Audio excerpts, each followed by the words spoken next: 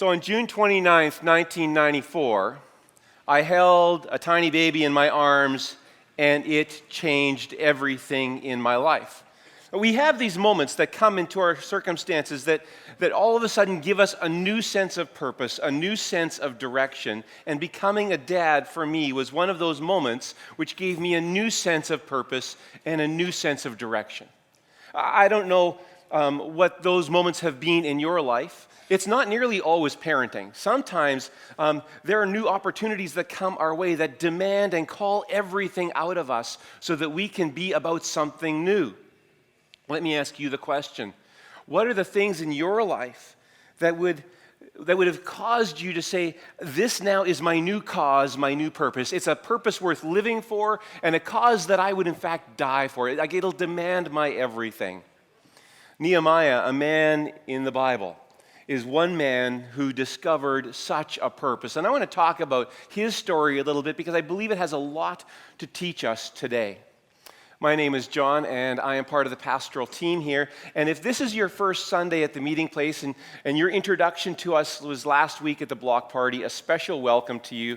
We like to sing here, we like to laugh here and enjoy each other's company. And we also want to open the Bible and learn from what God has to teach us. And so today we're looking at the story of Nehemiah, which we can find in our Bibles. I think on your Bible I forget what page number it is, but if you would like a Bible, put your hands up and one of the ushers will get you a Bible. The scriptures will also be on the screen.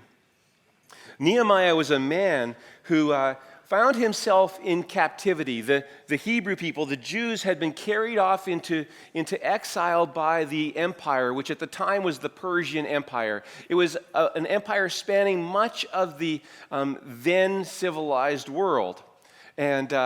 And Nehemiah was one of the best and brightest, carried off. He became part of the diplomatic corps in this empire. He was schooled in the best schools, trained in the best places, and he became an advisor to the king. He was known as a cupbearer to the king. And this is his story, and we have a lot to learn from it. And this is what we discover.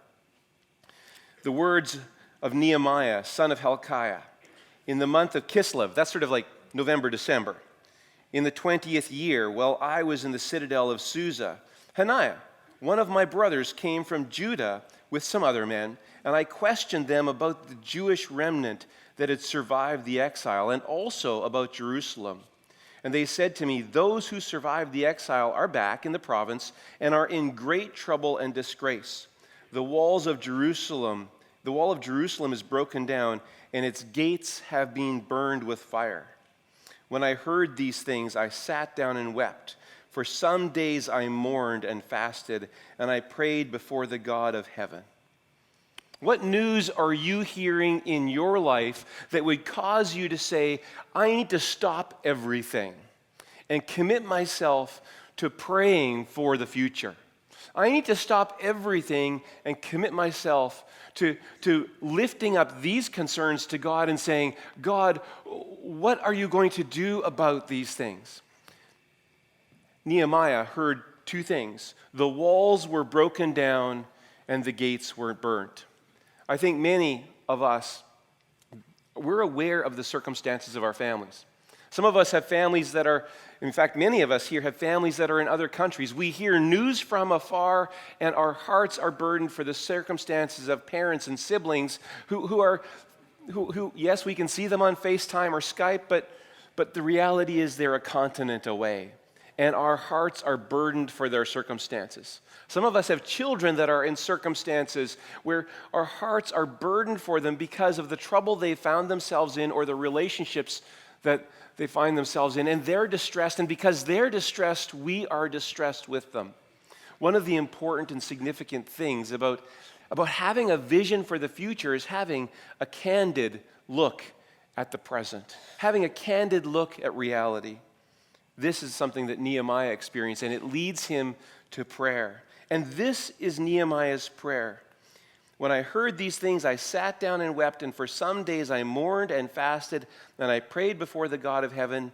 Then I said, Lord, the God of heaven, the great and awesome God who keeps his covenant love with those who love him and keep his commandments, let your ear be attentive and your eyes be open to hear the prayer your servant is praying for you night and day, for your servants, for the people of Israel. Right away, Nehemiah begins by establishing the nature of his relationship with God. And let me ask you the question. What is the nature of your relationship with God? Every vision that we have for the future is significantly shaped by our most important loyalties and our deepest commitments. What is the nature of your relationship with God? Immediately, Nehemiah names how things really are. He says, I confess my sins.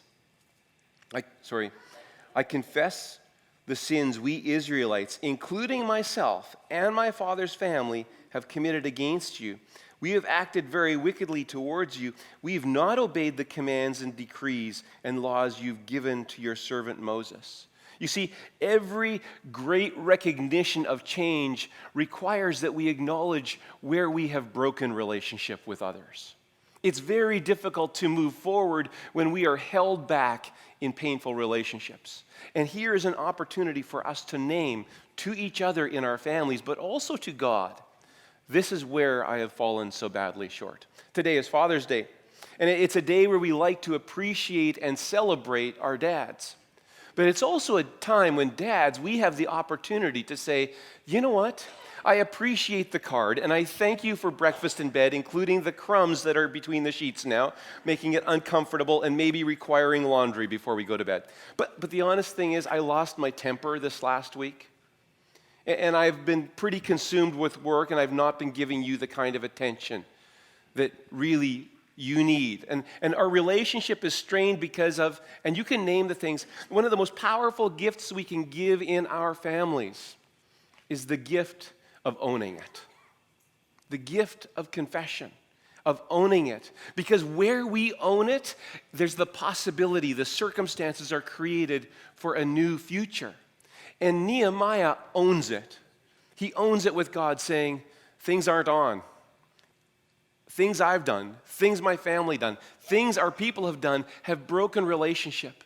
A great vision begins with owning it because it clears the space so we can see through things to a future that God holds for us.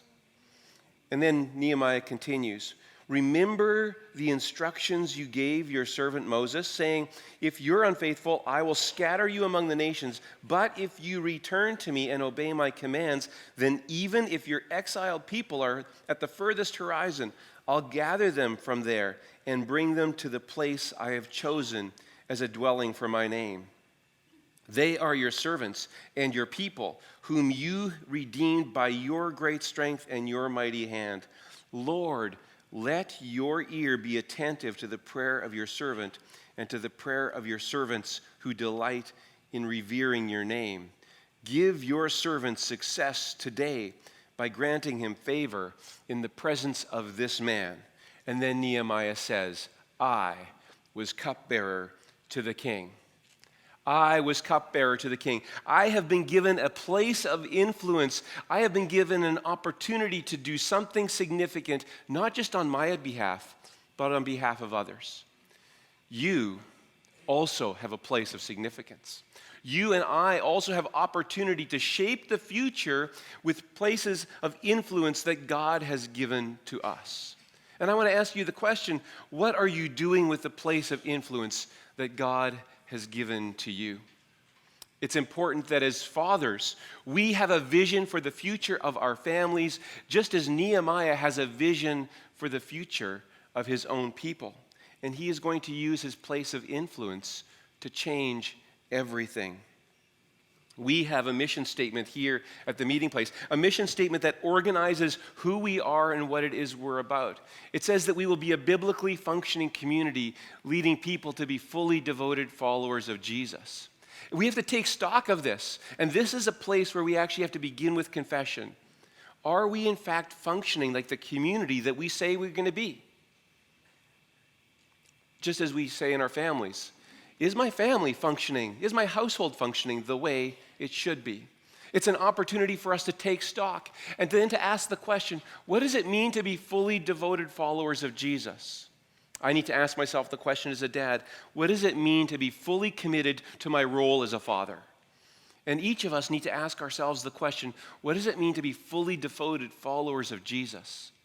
And in that moment, when we can recognize the gap between what we want to be and what really is, we have an opportunity for renewal. We have an opportunity to reset things and describe a future now that could be different. I want to invite you to stand. And we're going to sing together shortly. And as we sing these words, I encourage you to consider how God would like to lead you from where you are now to where He would want you to be. So what thing in your life so influences you that you just can't hide it? You just can't keep it a secret. It shows on your face. It shows in your demeanor. Josh, turn around, give us a wave. Josh, what happened yesterday? Shout it out.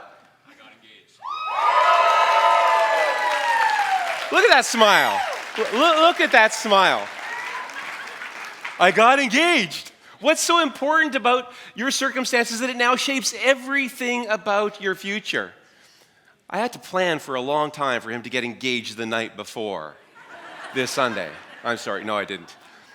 You know, Nehemiah was somebody whose circumstances so affected him that he could not hide it. It showed in every way. Well, let's pick up where we left off. I was cupbearer to the king. And it says, in the month of Nisan, it's a car. In the month of Nisan, in the 20th year of Artaxerxes, Nisan is about March, April, so 4 months after our previous story. I took wine and gave it to the king. I had not been sad in his presence before, so the king asked me, "Why does your face look so sad when you are not ill? This can be nothing but sadness of heart." What in your circumstances is so obvious that others would say, "What's up? Something's going on." I walked across the street on Friday and was sitting at my neighbor's place, and Lloyd, who lives just across from us, comes out with his new baby boy and the biggest grin you have ever seen and bags under his eyes.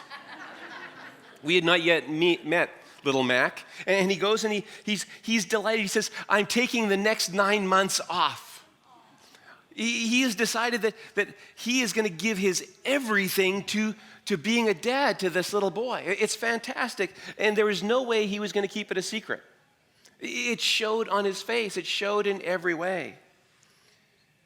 What shows in your life that people would just say, "What's that about?" It says, I was much afraid, and I said to the king, "May the king live forever. Why should my face not look sad when the city where my ancestors are buried lies in ruins, and its gates have been destroyed by fire?" And the king said to me, "What is it you want?" Now, think about this. Nehemiah has been praying for 4 months. He's been constantly about it. And all of a sudden, he has the opportunity to give voice to his heart's deep longings. He has an opportunity to do something. And he responds, Then I prayed to the God of heaven, and I answered the king. It's a beautiful prayer. It's like, stand and deliver. It's, I prayed to the God of heaven, and I answered the king. Very often, I am confronted by the question, if I'm given a great opportunity, how will I respond? I believe this wasn't an instantaneous, it came to me in a flash. It had come to him over 4 months of prayer. This is what must be done. And when it says, I prayed to God and I answered the king, it's not a prayer of courage, of insight. Tell me what to say. It's a prayer of courage. Give me the guts to say it. Where in your life do you have a prayer that you simply need the guts to give voice to? Because you've been praying these things for a long time.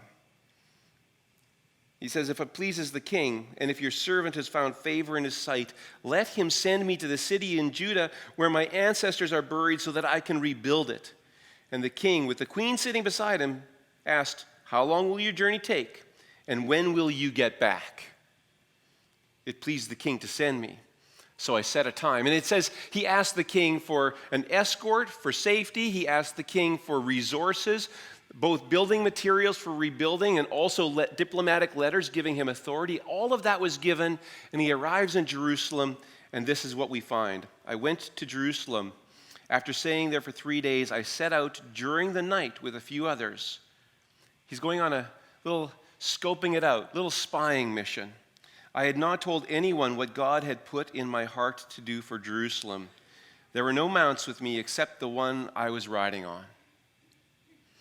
That's a very interesting thing to say. I had told no one about what God had put into my heart. Can I ask you a question? What has God put into your heart that you've told no one about? What has God put into your heart that even those close to you might not know? A desire to do something, a desire to influence someone, a desire to use your gifts, resources, and abilities in a certain way that you don't right now have an opportunity, a desire to shape someone's life, and you've never said it to anyone. What is in your heart that no one else knows about, but God has placed it there? By night I went out through the valley gate towards the Jackal Well and the Dung Gate. There are 9 gates in the city of Jerusalem. We walked around some of them just a few weeks ago, Rose and I, and it was a remarkable thing. He says, then I was examining the walls of Jerusalem, which had been broken down, and its gates, which had been destroyed by fire. This is the 3rd time we hear these words. And then I moved to the fountain gate and the king's pool, but there was not enough room for my mount to get through, so I went up the valley by night, examining the wall. Finally, I turned back and I re-entered through the valley gate. The officials did not know where I had gone or what I was doing, because as of yet I had said nothing to the Jews or to the priests or the nobles or the officials or any others who would be doing the work. You get that? I hadn't told anybody, and they would be the ones doing the work. I said to them, you see the trouble we are in. Jerusalem lies in ruins, and its gates have been burned with fire. Come and let us rebuild the walls of Jerusalem, and we will no longer be in disgrace. I also told them about the gracious hand of my God on me and what the king had said to me, and they replied, let us start rebuilding. So they began this good work. Well, what do you see when you survey our circumstances? Think about your own life. When you survey the circumstances of your own life, what things do you see that require rebuilding? What walls have been broken down? What gates have been burnt with fire? And you say, I need to rebuild this. I need to take stock of this relationship. I need to address this circumstance. I need to take on this challenge and rebuild something that is broken in my life. It's a very important thing that if we are going to do things of great impact as a church, that each of us individually does this for ourselves. But then we also have to ask the question, when I look around, what in my household, which may be the people that I'm biologically related to, or just maybe the significant people that I'm connected to on a day-to-day basis, what in my household must change? What rhythms and patterns have got to change if God's going to do something remarkable? And then we should take a look around, what in our church must change? If we're going to do something remarkable together, if God is going to do something incredible among us, what rhythms and patterns must change? What broken walls must need to be rebuilt? What gates must be restored? You see, God took Nehemiah from a place of privilege in a foreign country as one of the chief in the diplomatic corps to a place of gritty, hard work rebuilding a city that he could probably barely even remember, a city of his youth. See, God put something in Nehemiah's heart. And that's why we have visions. His vision began with an urgency that something must change. We have a vision statement here at the meeting place also. And the vision statement says that we will reorder our lives for the compassionate cause of Jesus in our friendships, in our city, and our world. We will reorder our lives for the compassionate cause of Jesus, Jesus who forgives us when we confess, Jesus who restores us when we are broken. And we will do it not for ourselves, we will do this for the sake of others. And the beginning of a great vision, it acknowledges our circumstances, but then it looks to the opportunities that this means for others. What vision statement would shape your life? For a long time, I have carried a mission statement and a vision statement that I don't speak very often to others, but I often rehearse it to myself. And it's that I would disciple my children. I would help them follow Jesus. That I would disciple my family. I would help my family together follow Jesus. That I would disciple a new believer, somebody who's a new follower of Jesus, I would pour into their lives. And that I would disciple a church, that a whole church would follow Jesus more carefully and faithfully because of the way I am living and what I'm doing. Do you have a mission statement that shapes your life, that you rehearse on a regular basis, that causes you to be about something? This is one of the things that has shaped and focused my life for many years. We have a statement that says we'll reorder our lives. So let me ask you the question, what is it that you would like to reorder in your life so that your vision for the future, a vision that God's placed in your life, so that that could be realized, that could be experienced? I believe that this vision calls us to a number of things as a church. And these are invitations that I would ask us all to be about all together. I believe that we need to make an investment in the next generation here at the meeting place. I believe that we need to pour ourselves into 6-year-olds and 16-year-olds and 26-year-olds who are growing in faith and learning to take leadership themselves. And it's going to require that we acknowledge some things that are part of our lives, that we're simply too often making the excuse that I'm too busy, that I don't have time.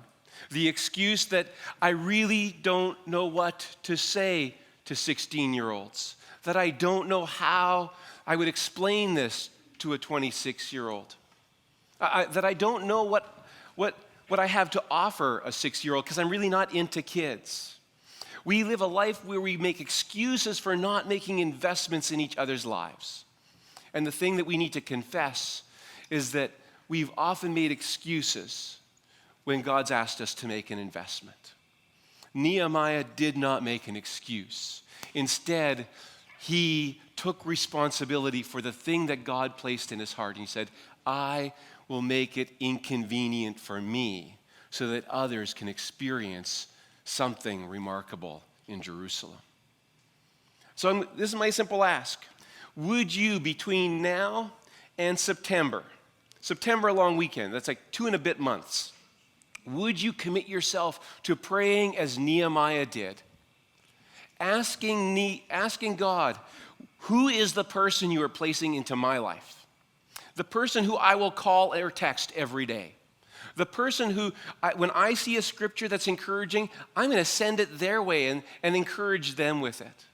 Who is the person that I will confide in because I am building a relationship of trust with them? Would you commit yourself to praying every day for the next 2.5 months for someone that God would place on your heart who you will make an investment in? That person might be 6 or 16 or 26, but they might be 56 and also be new followers of Jesus and need to know the same things that a 6-year-old does in terms of what it means to follow Jesus. Until you and I create space in our lives for a transforming impact in someone else's life, we won't experience the benefit of God's great visions for his church, his great imagination for the church. And I've got another invitation for us. When and how will we open our lives to each other in ways of hospitality that create connection? Many of us don't come from Canada. Osvaldo, where's the city that you grew up in? Thousands of miles from here. Yeah. Brazil? Yeah. Where have you grown up, Andreas? Brazil, Curitiba. We are people that need to be community for each other, regardless what country we come from, regardless what family circumstance we come from. And that will only happen as we create space in our lives to build community. build community that welcomes each other to the dining room table, that welcomes each other into our birthday celebrations, that gathers together when somebody's grieving and maybe helps somebody out with financial circumstances that they're experiencing? Where will we create a space in our lives to be radically hospitable towards each other with the generosity that God has given to us? You see, it's not that we need a new vision for the meeting place. It's that we need to live out the vision that we've already committed to, that we will reorder our lives for the compassionate cause of Jesus in our friendships, in our city, in our world. That we will take our mission seriously, where we will be a biblically functioning community, where we will be fully devoted followers of Jesus. That is our hope. That is our prayer, and that is our purpose here at the meeting place. And so my invitation to you is today, if you could own the commitment to prayer, I believe that in your life, God will shape a new vision for the future. And as your vision is shaped for the future by God, do you think maybe He'll shape all of our visions together in the same direction as we pray together? Would you stand with me? I'm going to try it this time, Mike, and they're allowed to stand. Jesus has a vision for the future of the church. And He says this in His words, which we find in Luke chapter 4.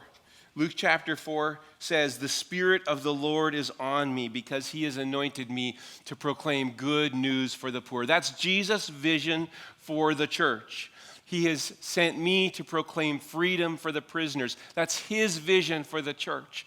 Recovery of sight for the blind. That is His vision for the church.